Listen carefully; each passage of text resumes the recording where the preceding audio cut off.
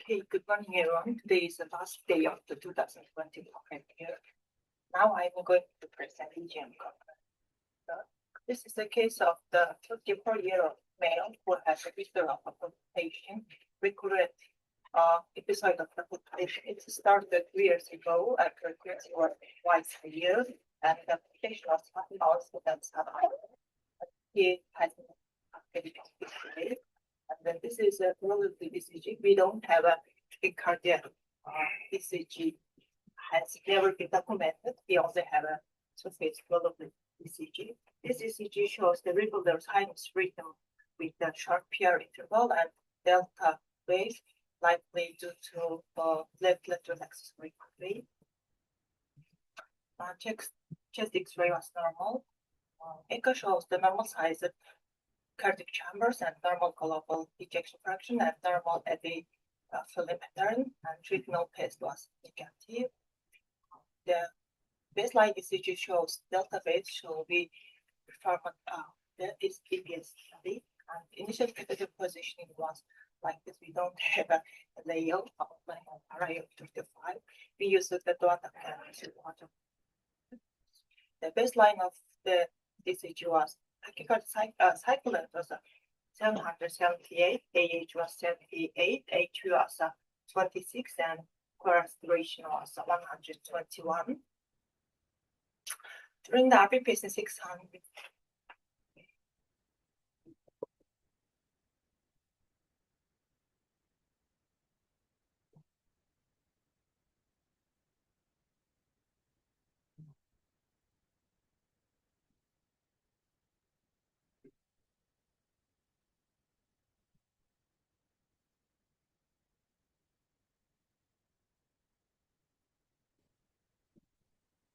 During the RPPC 600, retrograde earliest activation was his one concentric atrial activation, and we observed the VA block cycling at the 420 milliseconds during the RPPC, and also VA decremental VA conduction was VA conduction was decremental properties, and also ventricular ERP was observed at 220 milliseconds at ventricular extra stimulation testing, and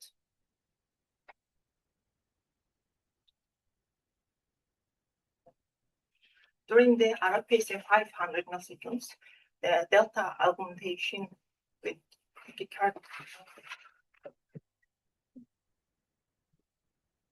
During the 500 seconds, there was observed delta augmentation. These times, antegrade ventricular activation was H1.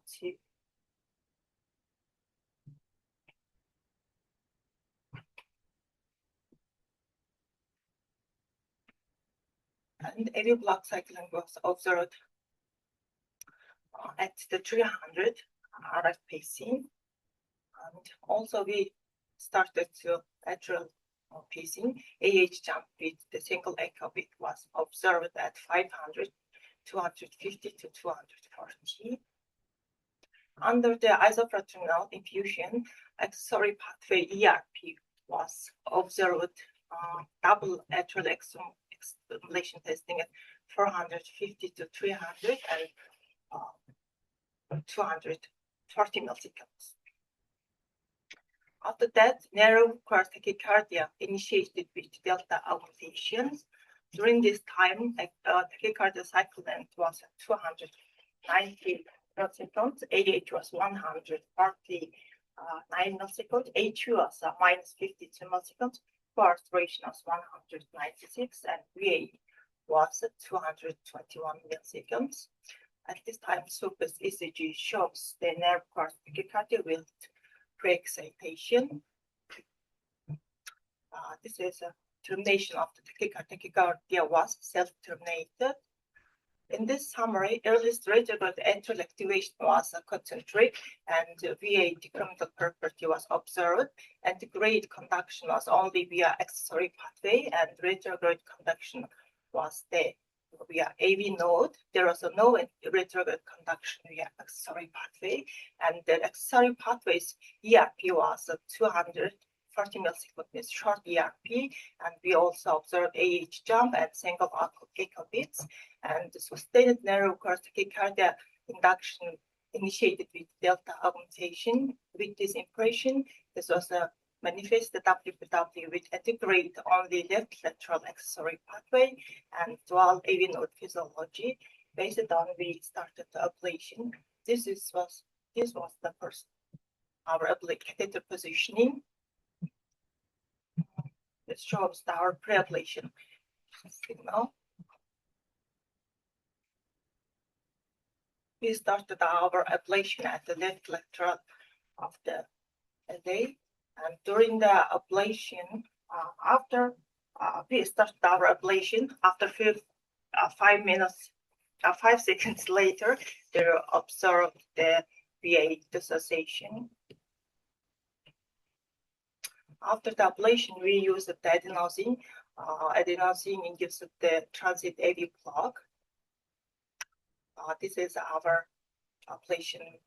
After ablation, this is a EGM of the normal sinus rhythm. This is ablation after ablation of the ECG shows the no delta wave.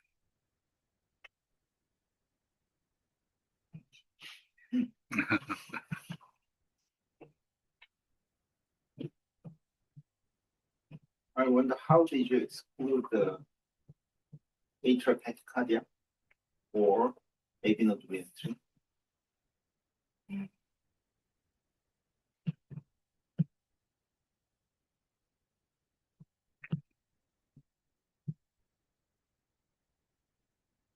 Because in this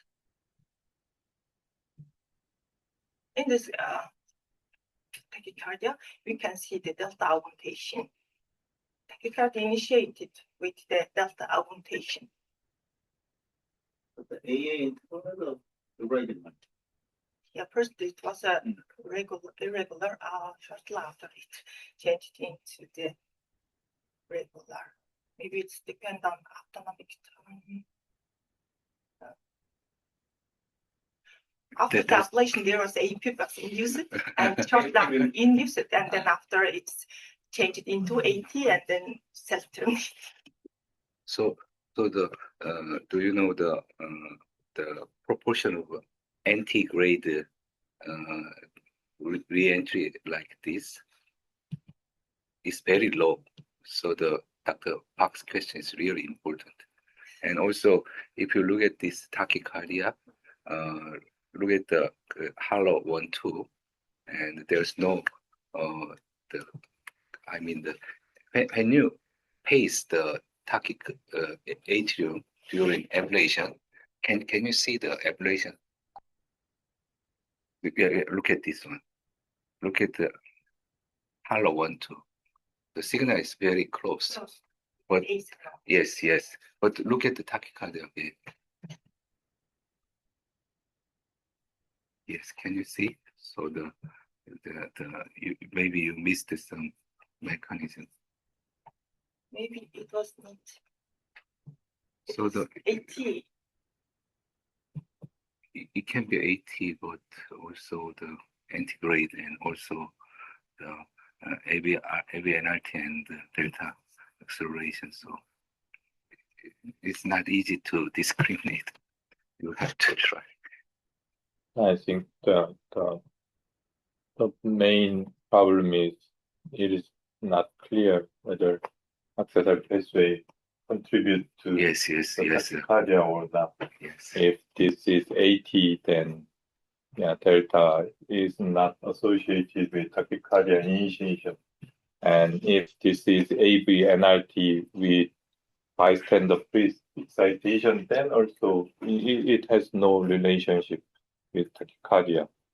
If the accessory pathway ablation should be justified in case, only case, it is antegrade AVRT. But I think this is not antegrade AVRT in sequence or in situation. So just delta ablation and finish the procedure. I think there is something more than accessory pathway ablation.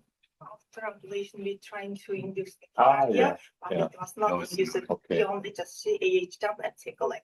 Okay. Did We you used to, did you try the sense the A or sense the B stimulation here?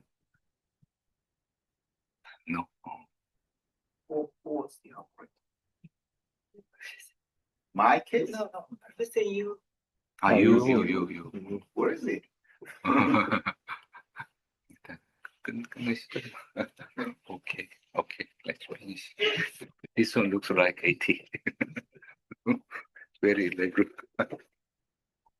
Please send me email the patient unit number. I'll review it. That time we talked about 80. AT. But he failed to induce. I just feel. I Send me the see. patient AT.